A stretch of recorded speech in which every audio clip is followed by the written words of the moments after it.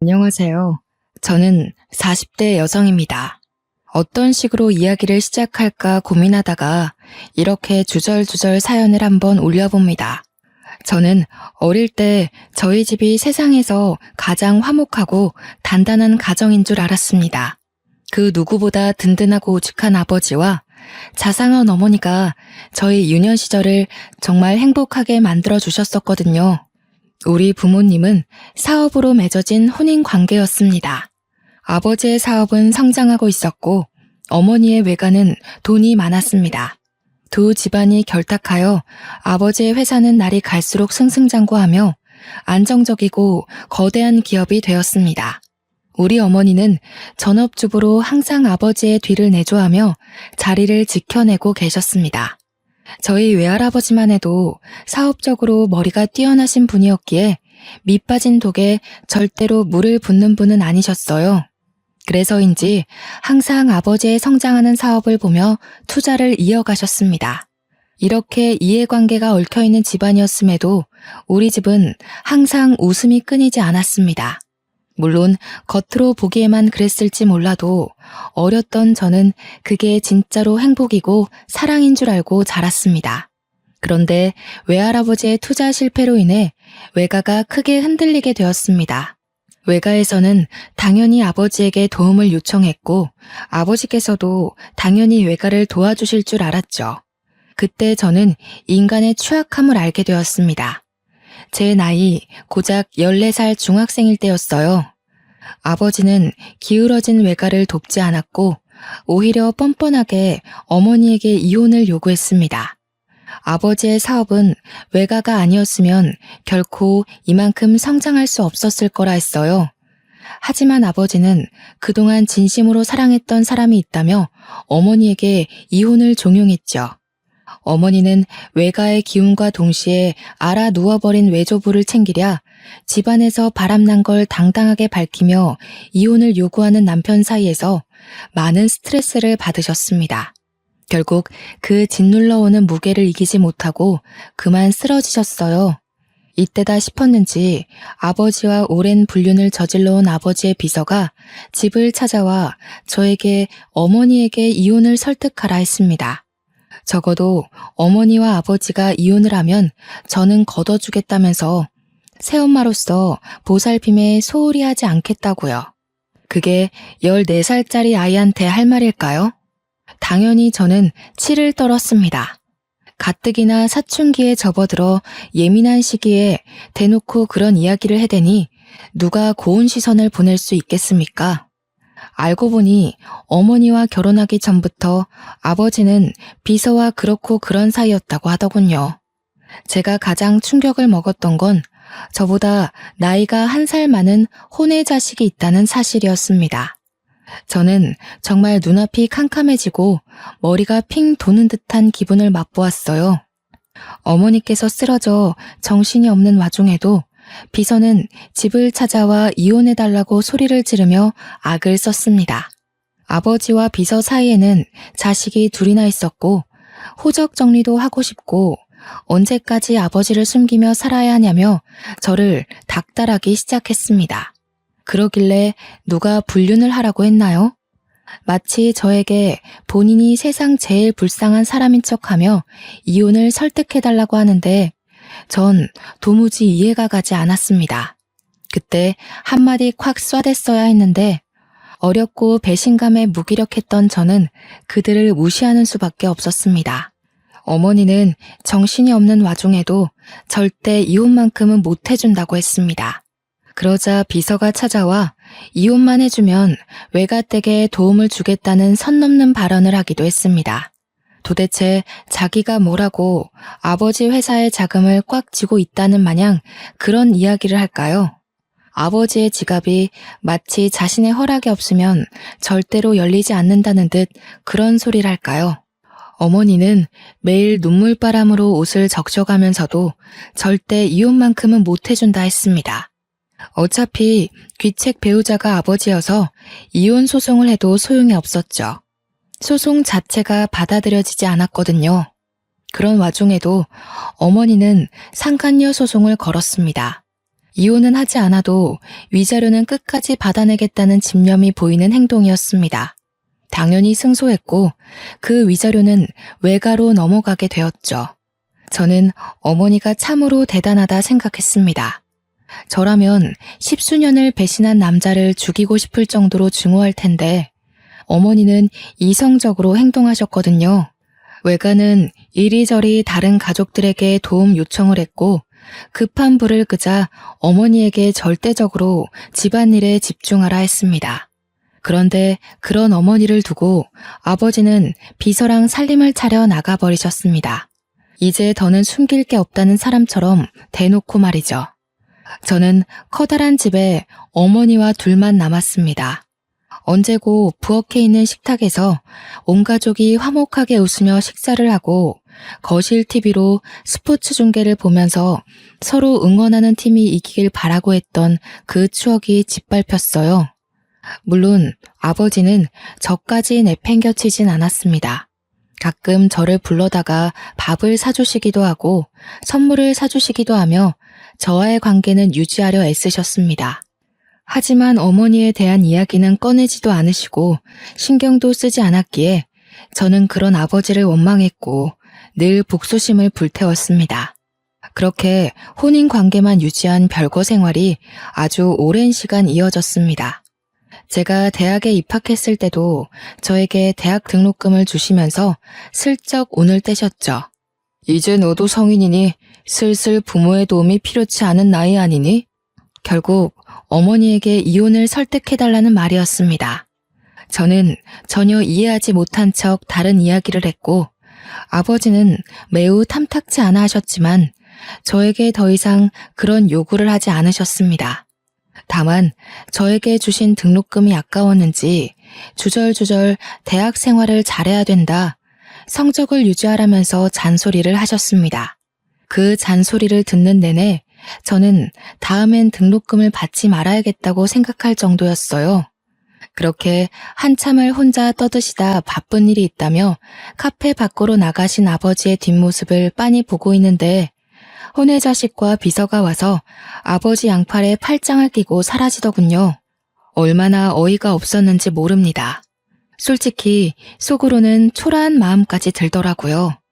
내 아빠인데, 내 부모인데 저 혼외자식들은 하하호호 웃으면서 행복하게 지내는구나. 그런 못된 생각 있잖아요. 저는 그들을 잊으려고 애썼습니다. 어머니께서도 저에게 몇 번이고 말씀하셨죠. 제가 잘 되어서 그들에게 복수를 해야 된다고 하셨어요. 어머니의 복수에 이용될 마음은 없었지만 적어도 제 안에 끓어오르는 배신감만큼은 꼭 맛보게 해주고 싶었습니다. 그렇게 불같은 대학 생활을 잘 끝내고 졸업을 한 뒤 저는 무조건 대기업에 입사를 한다는 생각으로 취업 준비를 했습니다. 취업 준비를 하는 내내 정말 많은 자격증 시험을 보고 준비하고 대학 입시보다 훨씬 더 치열하게 준비한 것 같습니다.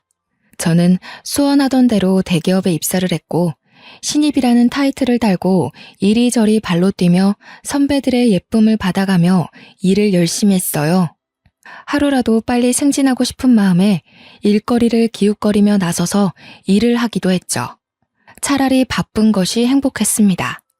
저의 열정을 알아본 것인지 회사 사수가 저에게 소개팅 자리를 주선해주겠다고 하더군요. 적어도 주말에는 데이트도 하고 해야 하는 것 아니겠냐며 이제 남자친구 만날 정도로 안정적이지 않냐고 했습니다. 솔직히 저는 몇 번이고 거절을 했어요. 나이가 적은 것도 아니었고 남자를 만나게 되면 미래의 일까지 생각해야 하는데 허울만 좋은 가족이지 속은 시꺼멓게 썩어 있었잖아요. 어디 말하기 부끄러울 정도로요. 그래서 싫다고 했습니다. 하지만 저희 사수님은 포기하지 않았어요. 저에게 그래도 나름 중견기업에 다니고 있는 남자고 최연소 임원 타이틀까지 노리고 있는 일 잘하는 사람이라고 남자로 보지 말고 그럼 친구로라도 한번 만나보는 게 어떻겠냐고 하셨습니다. 저는 그 말에 조금 혹했어요. 일에 깐깐한 사수가 일 잘하는 사람이라고 칭찬을 할 정도면 배울 게 많을 거라는 생각도 당연히 들었고요. 저는 그럼 친구로서 만나보고 싶다고 이야기를 전했고 사수는 잘 생각했다며 바로 나를 잡았습니다. 그런데 그 소개팅남이 우리 아버지 회사에 다니는 사람이었던 거예요. 저는 처음부터 벽을 세우고 그 사람을 대하기 시작했습니다. 하지만 그 사람은 저에게 첫눈에 반했다고 했어요. 몇 번이고 끈질기게 저에게 데이트 신청을 했고 매번 매너 있는 모습으로 저를 대해주곤 했습니다. 결국 10번 치고 안 넘어가는 나무 없다고 저는 그에게 마음을 열게 되었습니다. 남자에게 그 회사가 우리 아버지 회사라고 입 밖에 꺼낸 적은 단 한 번도 없었어요. 솔직히 결혼에 대한 확신이 없는 상태에서 제 모든 걸 이야기하고 싶지 않았거든요. 하지만 대충 저희 집에 대한 사정은 알고 있었습니다. 아버지께서 바람을 펴서 지금은 같이 살고 있지 않는다는 점, 혼외 자식이 둘이나 있다는 사실 같은 것들 말이에요. 하지만 그는 저희 집안 사정에 놀라지 않고 오히려 저를 위로해 주었습니다. 그렇게 한 해, 두 해 지나고 저희는 30을 갓 넘긴 시점에 결혼을 하기로 약속을 했습니다. 우리 어머니께서는 아버지에 대한 나쁜 기억 때문에 저에게 결혼을 하지 말라고 했었어요. 하지만 남편의 성실한 모습을 몇 해 동안 지켜보시고 나서는 결혼 정년기가 지나기 전에 결혼식을 올리기를 원하셨습니다. 불륜 사건 이후 피폐해진 어머니께서 어느 정도 마음을 회복하신 것도 오롯이 남편의 지극정성 덕분이었거든요. 매 주말마다 저와 데이트할 시간도 모자란데 어머니를 모시고 근교에 바람도 쐬러 가고 산의 진미를 맛보게 해드리기도 했고요. 명절이고 생신이고 기념일이고 할 것 없이 어머니를 참 잘 챙겨주었습니다. 본인 부모님이 평생을 그리 사셨다며 처가댁에 무조건 잘하는 게 목표라고 했습니다. 당신이 얼마나 힘든 가정 환경에서 자랐는지 알고 있어. 하지만 이거 하나만큼은 약속할게. 평생이 지나도 내가 바람을 피는 일은 없을 거야.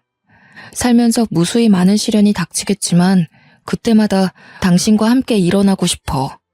저희는 그렇게 양손에 반지를 끼웠어요.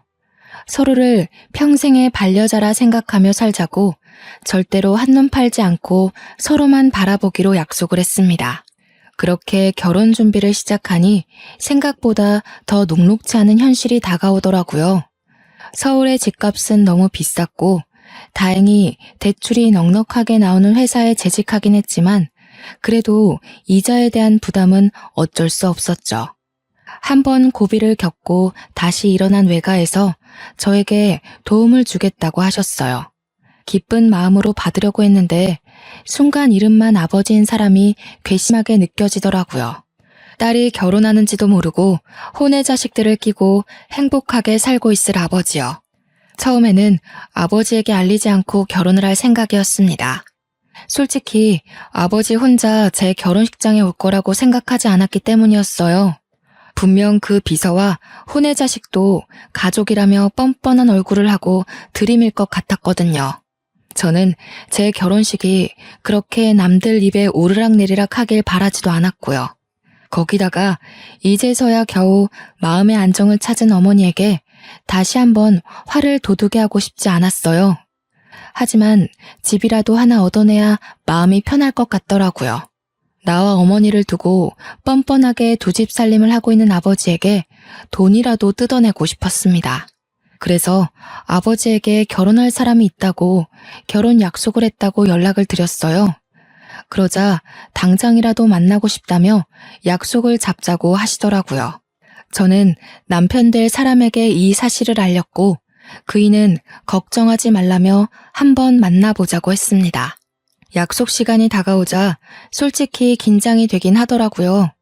아무리 남보다 못한 사이로 지내고 있다고 해도 아버지는 아버지니까요. 제 예비 신랑에 대해 어떤 트집을 잡을지 몰랐으니까요. 그런데 저는 예상 밖의 일에 너무나도 깜짝 놀라고 말았습니다. 아버지만 나오는 줄 알고 긴장하고 있었는데 비서와 혼외 자식 둘 다 자리를 차지하고 있었어요. 저는 기겁을 했죠. 물론 예비 신랑도 대놓고 티는 못 냈지만 어이가 없었는지 탄식을 내뱉었습니다. 오랜만이네. 그동안 연락도 없고 어떻게 살았는지 궁금해서 나와봤어. 결혼을 한다고 하는데 새엄마도 당연히 인사를 해야지. 저에게 뻔뻔하게 새엄마라는 단어를 입에 올리는 그 여자의 주둥이를 정말 찢어버리고 싶었습니다. 저는 주먹을 꽉 쥐고 부들부들 떨었어요. 그러자 예비 신랑이 제 손을 꽉 잡아주었습니다. 혼외 자식 둘은 눈치가 있는지 그나마 아무 말도 하지 않고 가만히 자리를 지키고 있었는데 그 비서라는 여자는 쉴 새 없이 떠들더군요. 우리가 호적으로 묶여 있었으면 내가 혼주석에 앉아서 입장까지 편하게 지켜봤을 텐데. 정말 아쉽다. 혼주석? 미친 거 아니야? 어흠. 어른한테 그게 무슨 말버릇이냐. 우리 엄마가 뻔히 눈 치켜뜨고 쳐다보고 있는데 어디 불륜의 씨앗들까지 데리고 나와서 이 소란을 일으켜요. 아빠야말로 정신 차리고 사세요, 제발. 불륜의 씨앗이라니. 그럼 당신네들이 불륜이지 뭡니까? 법적으로 저 자식들이 우리 아빠의 호적에 입적되어 있나요? 나랑 형제자매 사이가 맞습니까? 아무리 내가 등본을 떼어봐도 나한테 형제는 없는데 말이죠. 예, 네가 어떤 마음인지는 알겠지만 아무리 그래도 피를 나눈 사이에 너무한 거 아니니? 어쩜 날이 갈수록 점점 더 뻔뻔해지세요? 우리 엄마한테 이혼을 종용하던 그때가 아직도 기억에 선합니다. 그런데 뭐가 어쩌고 어째? 새엄마? 혼주석? 정신이 나간 거 아니고서야 맨정신으로 그딴 소리랍니까?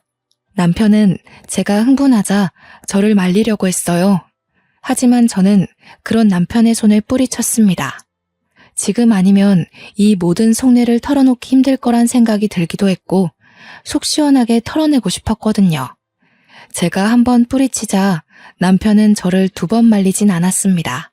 저는 거기서 멈추지 않고 계속해서 쏘아댔어요. 그동안 어머니께서 당했던 서욕을 어떻게든 갚아주고 싶은 마음에서였죠. 호적에도 못 올라간 것들이 가족인 척 하지 말라고. 아빠가 죽으면 그 재산이 다 내 거지 당신들 것이 될 것 같아? 그러자 비서도 혼의 자식도 도끼 눈을 뜨고 저를 바라보더라고요. 아버지만 눈을 동그랗게 뜨고 저를 바라보셨어요. 저는 그들을 향해 비웃음을 날려주었죠. 딱 그 정도 관계란 말입니다.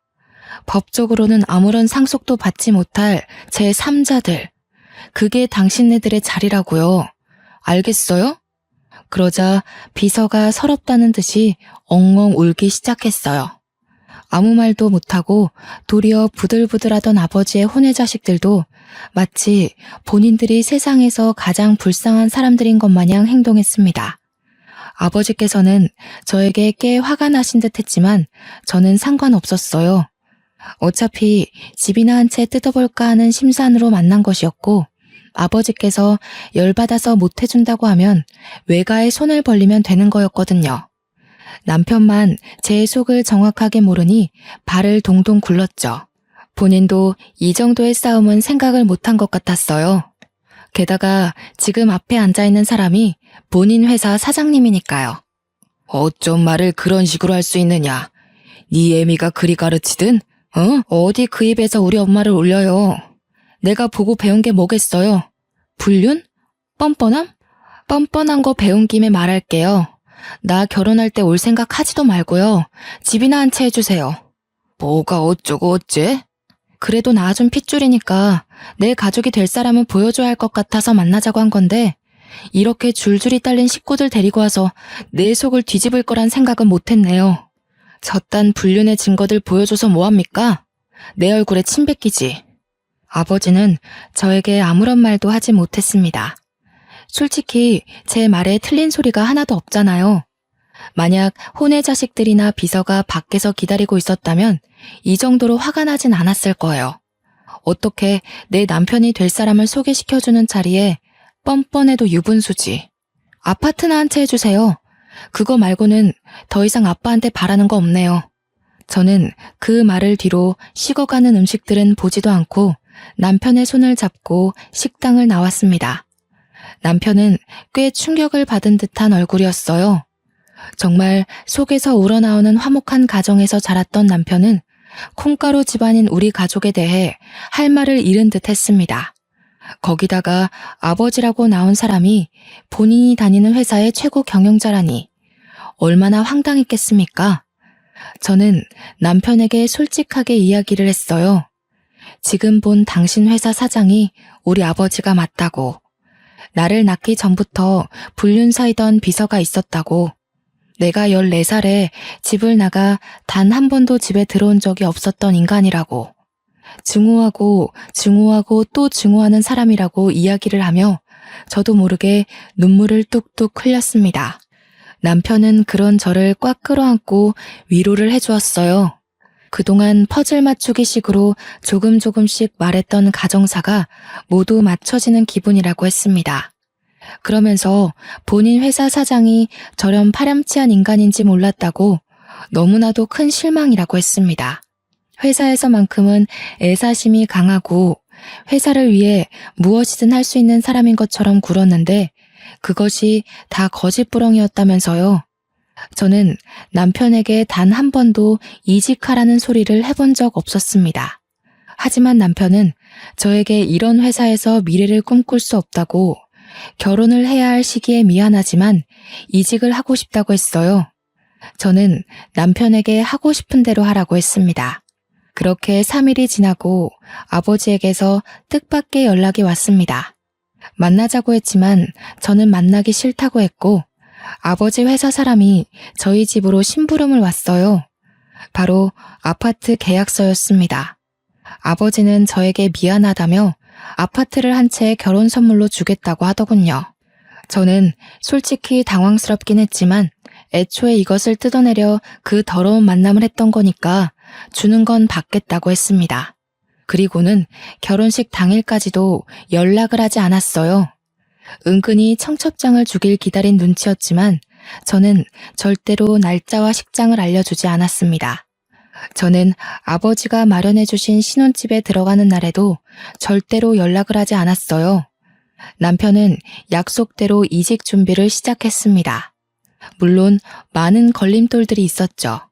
남편이 워낙 능력이 출중해서 회사 임원들이 바짓가랑이를 붙들어 매고 말렸기 때문입니다. 집으로도 몇 번이나 찾아왔었는지. 하지만 이미 떠난 남편의 마음을 다시 붙잡기란 어려운 일이었죠. 그동안 따냈던 계약건들도 많았고 워낙 성실하게 일해서 주변 평판이 좋았던 남편은 더 좋은 조건으로 승진하여 다른 중견 기업으로 이직을 했습니다. 저희는 더욱 여유롭게 생활을 이어나갈 수 있었어요. 이직한 이후에도 몇 번이나 아버지 회사 임원들이 찾아와 앓는 소리를 했지만 저희는 싸그리 무시를 했습니다. 아무리 생각해도 임원 자리를 제시하지 않는 이상 남편이 다시 한번 이직을 할 이유가 없었거든요. 주위의 모든 것이 정리되는 느낌이 들자 저희는 하루라도 빨리 이세를 갖자는 결론에 도달했습니다. 양가의 축복 아래 정말 계획했던 대로 임신에 성공하고 늘 제가 바람 불면 사라질까 아껴주시는 시부모님 덕에 행복한 시간을 보내고 있었습니다. 애가 애를 낳는다면서 저희 어머니께서는 제 임신 사실에 기뻐하시면서도 걱정을 많이 하셨어요. 하지만 저는 보란듯이 순산을 했고 어여쁜 공주님을 낳았습니다. 다니던 회사는 육아휴직을 내었고 육아에만 전념하게 되었죠. 그렇게 육아를 도와주러 오신 어머니와 합가를 하게 되었습니다. 저희 집안은 아이의 웃음소리에 끊임없이 행복함을 느끼며 살게 되었어요. 비로소 정말 하나의 가정이 완성된 듯한 느낌을 받았습니다. 알게 모르게 저도 아버지의 부재로 인해 많이 상처를 받았더라고요. 이렇게 아이까지 낳으니 더더욱 아버지의 행동이 이해가 되지 않았습니다. 그렇게 몇 년이 더 지나고 사건이 생겼습니다. 아버지의 회사에서 남편이 일하고 있던 파트에 문제가 생겼는데 남편이 도맡아 하던 직책이라 아버지의 회사에서 남편을 애타게 찾는다는 것이었어요. 집이며 회사며 몇 번이고 찾아와 좋은 자리를 줄 테니 이직을 생각해달라고 했다고 하더라고요. 아니, 회사 운영을 어떻게 했길래 사람 하나 비웠다고 그렇게 죽는 소리를 할 수 있는 건지 이해가 되지 않았습니다. 남편은 좋은 자리라는 말에 꽂힌 듯 싶었어요. 임원 자리를 내어주겠다는 소리로 들렸거든요. 결국 회사 임원들로는 설득이 안 되겠다 여겼는지 아버지께서 어느 날 집으로 찾아오셨습니다. 집에서 육아를 도와주고 계시던 어머니와 눈이 마주치자 무척이나 당황하신 듯 싶었지만 저희는 지은 죄가 없으니 당당했죠.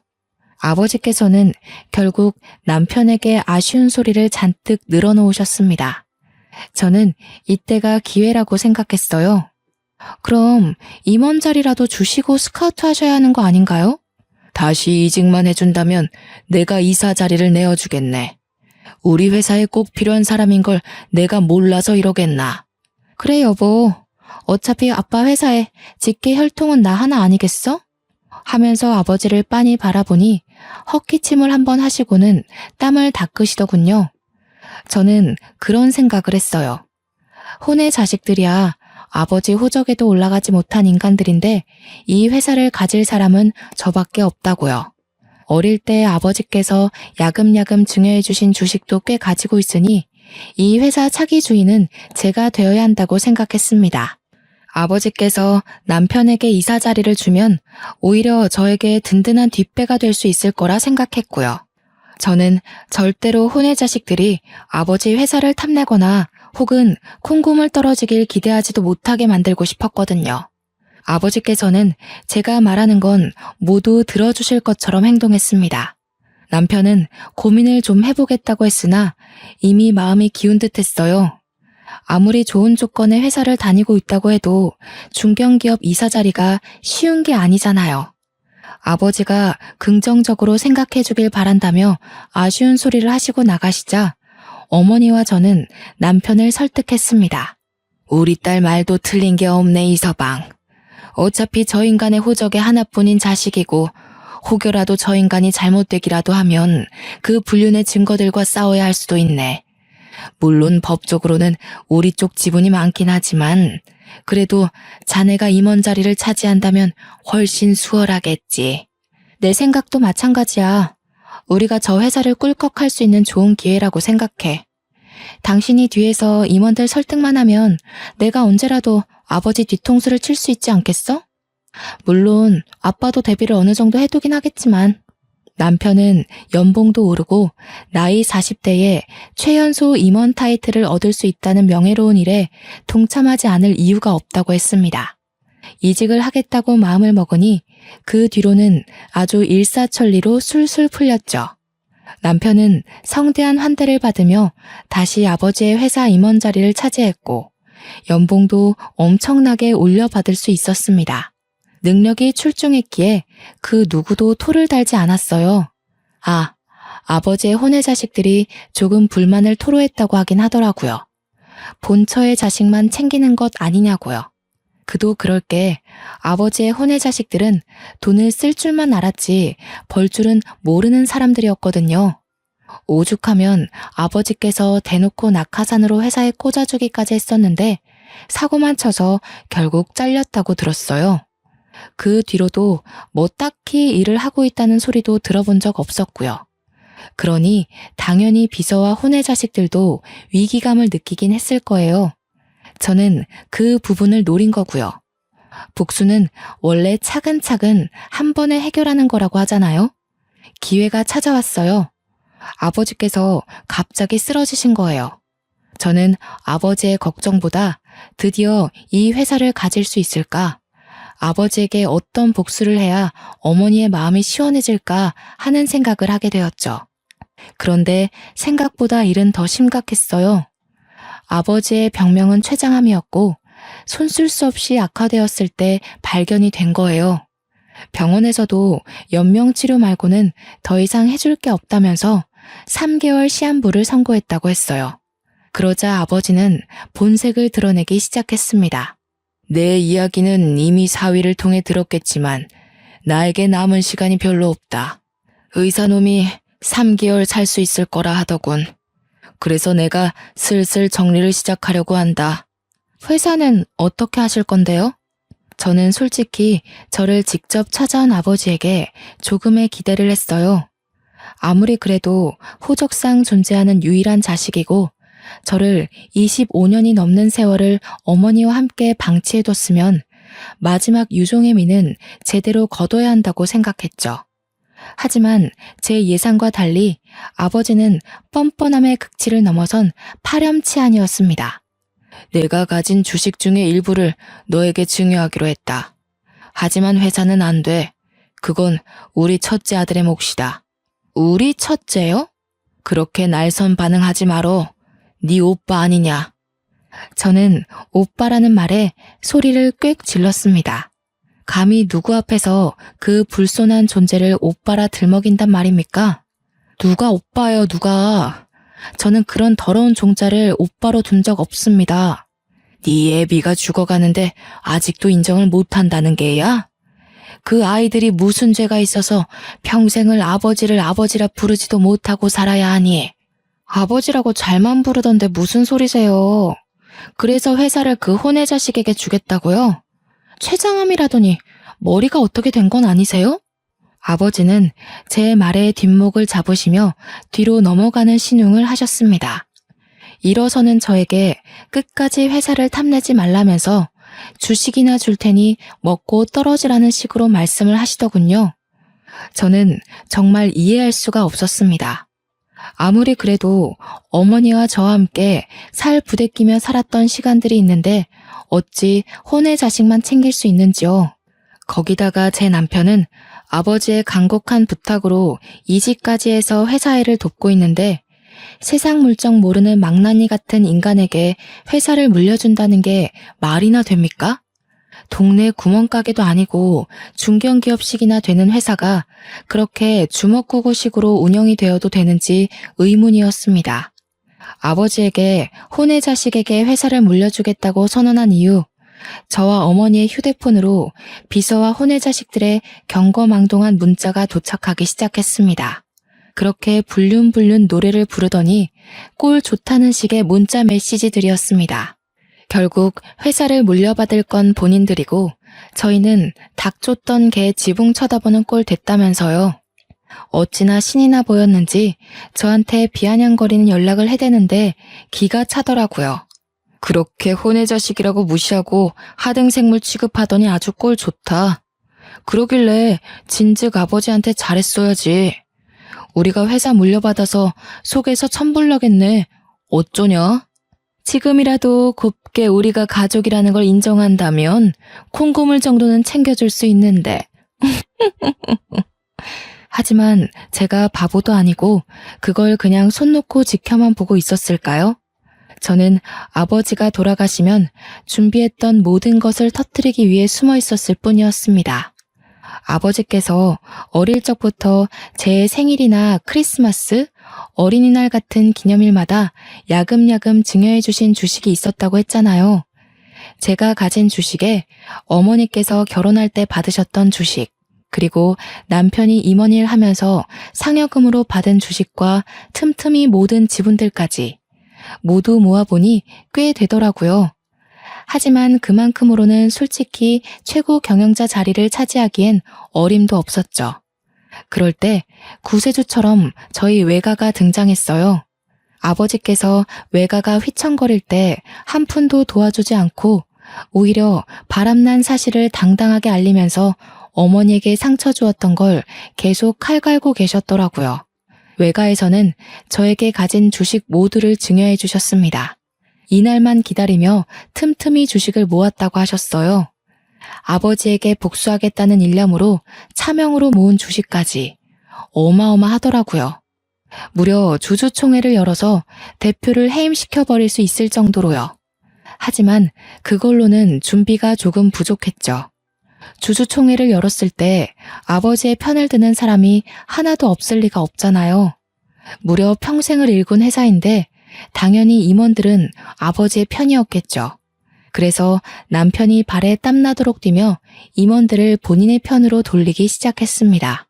꽤 오랜 시간 아버지와 함께 일했던 사람들은 아버지의 불륜을 모두 알고 있었지만 새롭게 우리 남편이 저의 짝지라는 것도 알게 되었어요.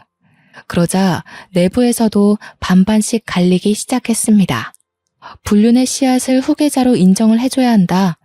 아니다.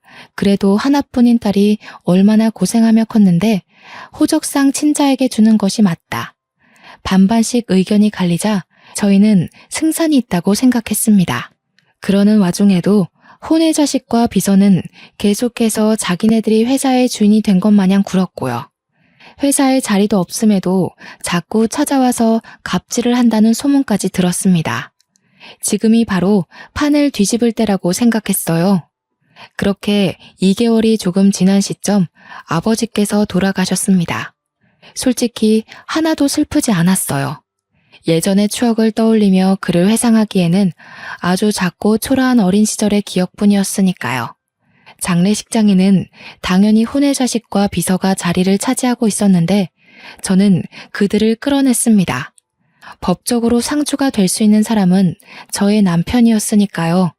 그들은 끝까지 애도도 못하게 하는 거냐면서 울부짖었지만 이미 냉정해진 저는 그 사람들에게 일말의 관심도 주지 않았습니다. 당연히 아버지 장례식장에 이름이 올라간 사람은 어머니와 저, 그리고 남편이었죠. 그들에게 끝까지 보여주고 싶었습니다. 너희는 가족이라고 이름도 올릴 수 없는 제3자일 뿐이라고요. 그리고 변호사와 함께 유산을 차곡차곡 정리했습니다.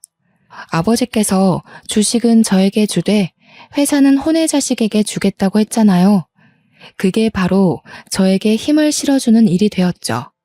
장례가 끝나자마자 저는 주주총회를 열었습니다. 이미 혼의 자식이 내정자가 된 듯한 판도를 모두 엎어버렸습니다. 제가 가진 주식들의 남편의 물밑 작업, 그리고 외가의 도움까지 모두 한 방에 터뜨려버렸죠. 당연히 혼의 자식은 취임식도 하지 못한 채 빈털터리로 회사에서 쫓겨나게 되었습니다. 주주총회에서 해임이 결정되고 불복하지 못하고 끌려나가는 와중에도 저에게 욕설을 뱉어내는 게 그 꼴이 퍽이나 우습더군요. 저는 다음 최고 경영자는 전문 경영인을 두겠다고 했습니다. 주주들도 당연히 저희 남편을 예상했던 것 같지만 저와 남편은 전문 경영인에게 맡기는 것이 좋겠다는 결론을 내었죠. 아버지의 회사가 번듯하게 남아있길 바래서라기보다는 제가 가진 주식값이 떨어지질 않길 바래서라고 할까요? 가진 주식으로 들어오는 배당금만 해도 꽤 쏠쏠했거든요. 혼의 자식들은 그 흔한 주식 일주도 없는 인간들이었고요. 거기다가 지분까지 없으니 얼마나 속이 탔을까요? 법적으로도 유일한 자식이 저이니 아버지의 이름으로 된 재산은 모두 어머니와 제 몫으로 떨어졌습니다. 그제서야 혼의 자식들과 비서는 잘못했다면서 한 번만 용서해달라고 하더라고요. 사모님, 제가 잘못했습니다. 제가 돈에 눈이 멀어서 욕심을 냈어요. 그냥 죽은 듯 조용히 살 테니 저희 가족 먹고 살 만큼만 떼어주세요. 제발 간곡히 부탁드립니다. 우리 애들 아버지를 아버지라 부르지도 못하고 컸어요. 제발 자비를 베풀어 주세요. 네?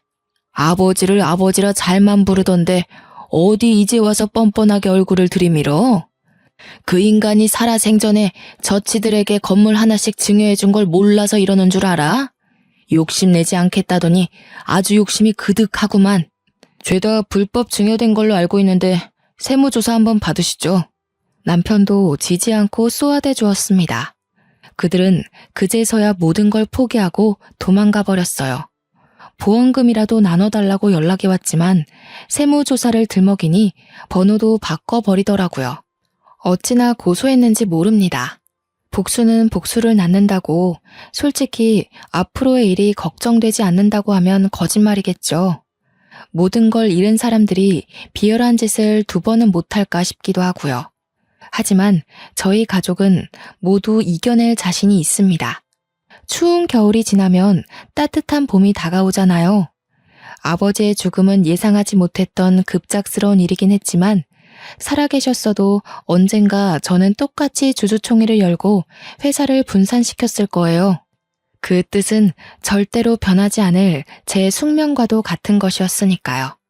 하루하루 커가는 딸을 보면서 이 예쁜 아이를 눈에 넣어도 아프지 않을 아이를 두고 어떻게 다른 가정을 차렸는지 이해를 더욱 할 수 없게 되었습니다. 남편과 저는 평생 동안 이 일을 잊지 않고 살기로 했어요. 인과응보를 늘 마음속에 담아주고 평생을 함께 할 겁니다. 우리 어머니는 복수가 속 시원했는지 정말 편해진 얼굴로 저희 아이를 봐주시고 계세요. 덕분에 저와 남편은 각자의 자리에서 열심히 일을 하고 있습니다. 아버지의 회사는 전문 경영인 체제로 바뀌면서 더욱 성장세를 보이고 있고 제 통장도 두둑해지고 있는 중이죠. 앞으로는 마음의 모든 짐을 털어내고 행복만 생각하고 살겠습니다. 날이 점점 추워지네요. 겨울이 지나고 모두에게 봄이 찾아오길 바라겠습니다. 감사합니다.